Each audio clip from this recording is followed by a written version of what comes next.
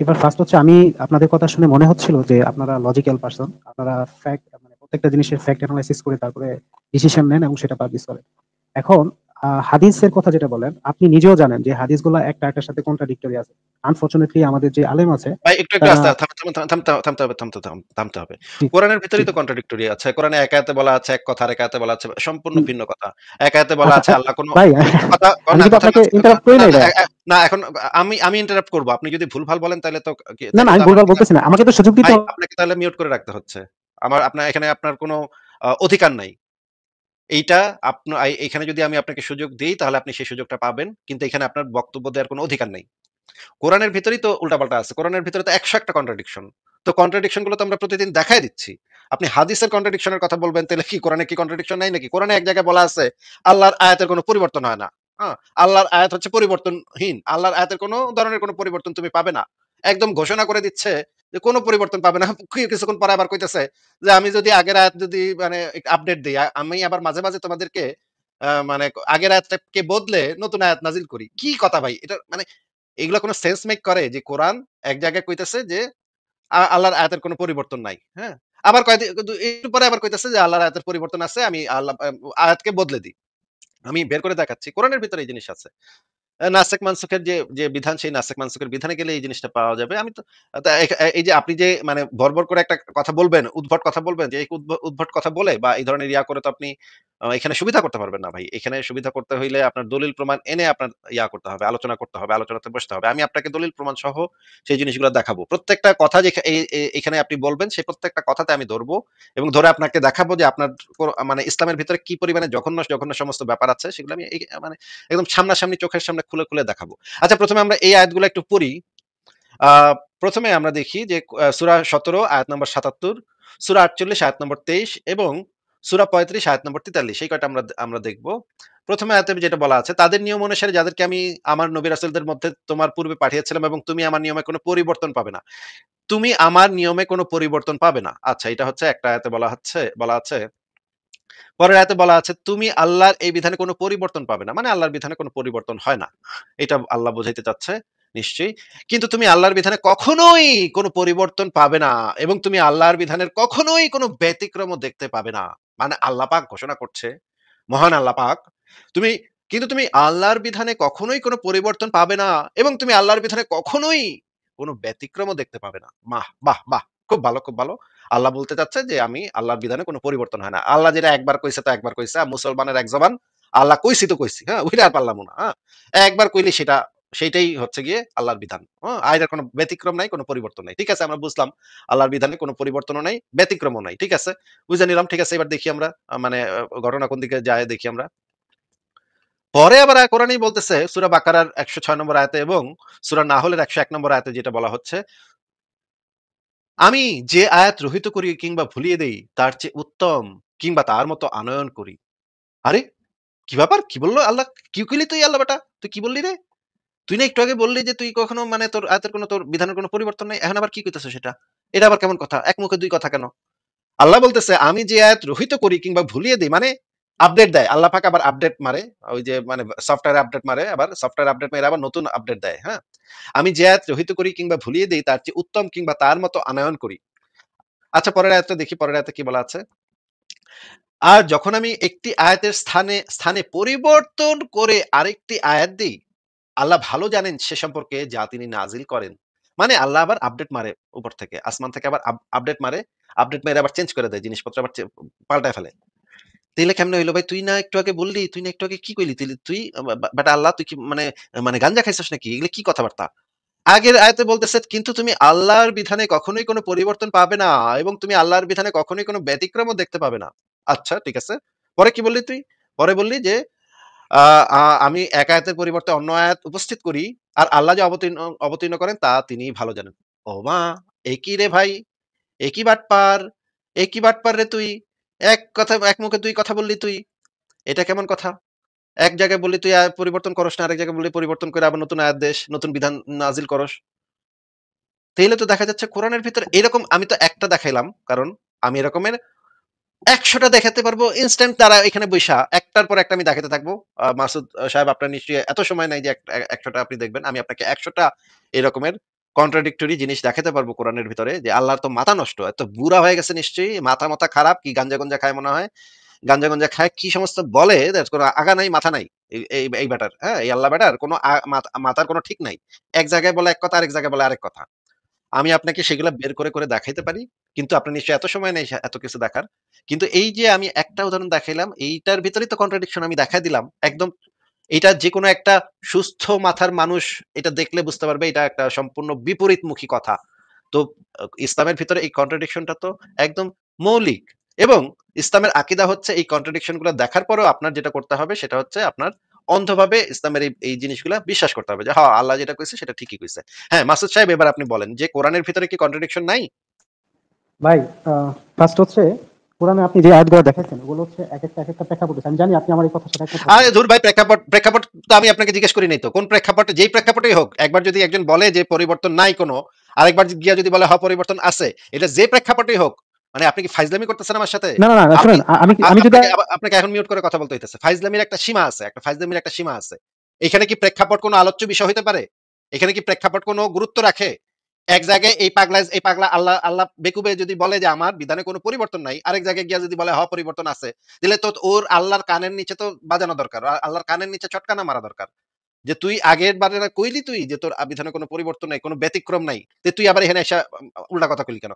এই যেইটার প্রেক্ষাপট যেটাই থাকুক না কেন, প্রেক্ষাপটের কারণে তো এই বক্তব্য তো পরিবর্তন হচ্ছে না ভাই। আপনারা কি এত চুনা হাগা কেন ভাই? আপনারা মানে এক একজন এত চুনা হাগা কিভাবে হয় ভাই মানুষ? এটা তো বুঝি না।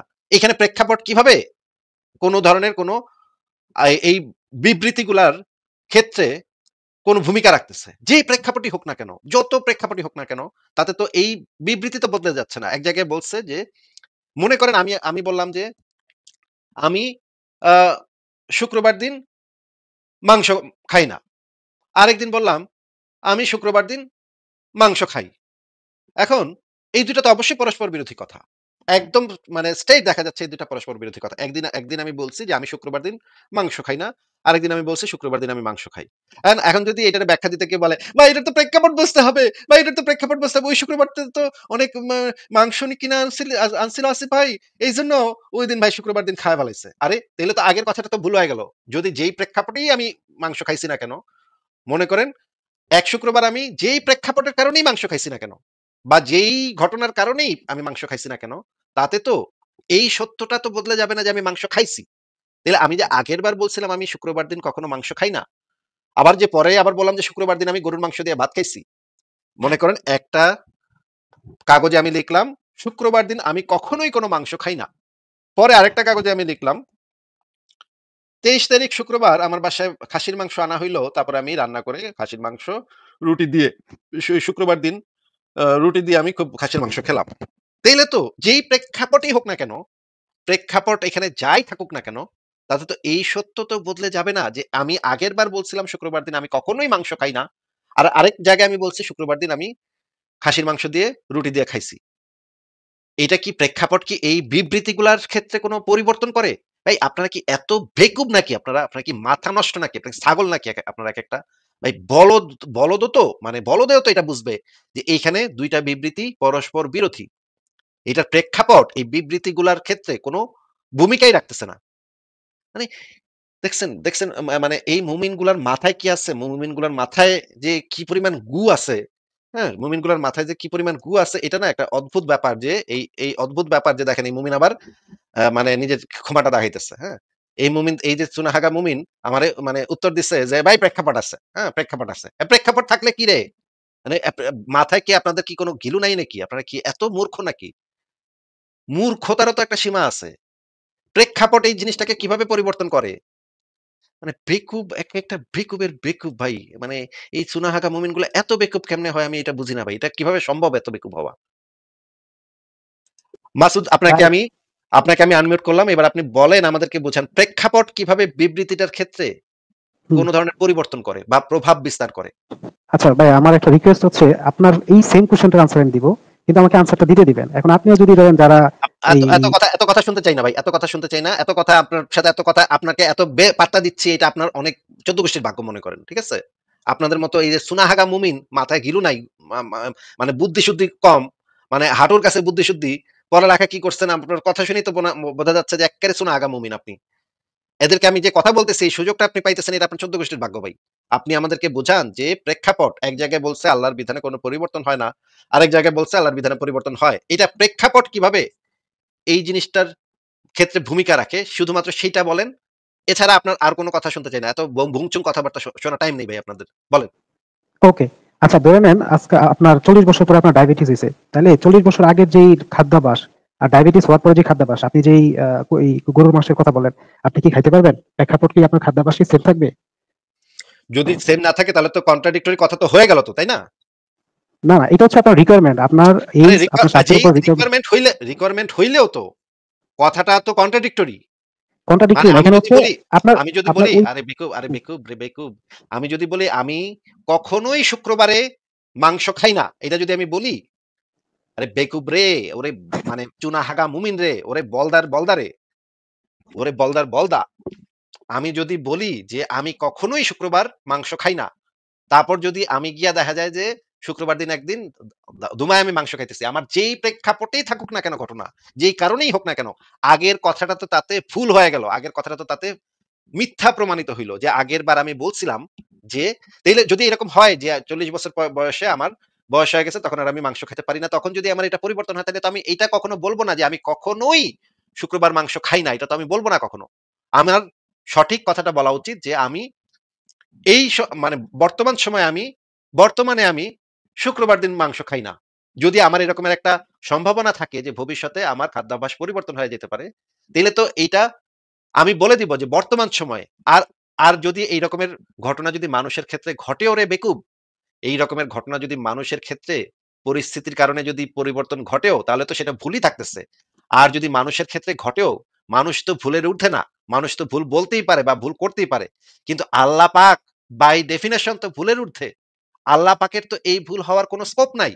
আল্লাহ পাক একবার যেটা বলবে যে আমি কখনোই এটা করি না, তাহলে তো সেটা সে কখনো করতে পারবে না। তার পক্ষে তো করা সম্ভব না। কারণ সে লিখছে এখানে আমি কখনোই এটা করি না। কোন পরিস্থিতিতে তো সেটা আর করতে সে পারবে না। তাহলে তো তার কথাটা ভুল প্রমাণিত হবে। ভাই এত বলদ কিভাবে হয় মানুষ, আমি বুঝলাম না ভাই। এত বলদ কিভাবে হয়? এই রকমের বলদা মার্কা বুদ্ধি নিয়া এ নাকি মাল্টিন্যাশনাল কোম্পানিতে চাকরি করে।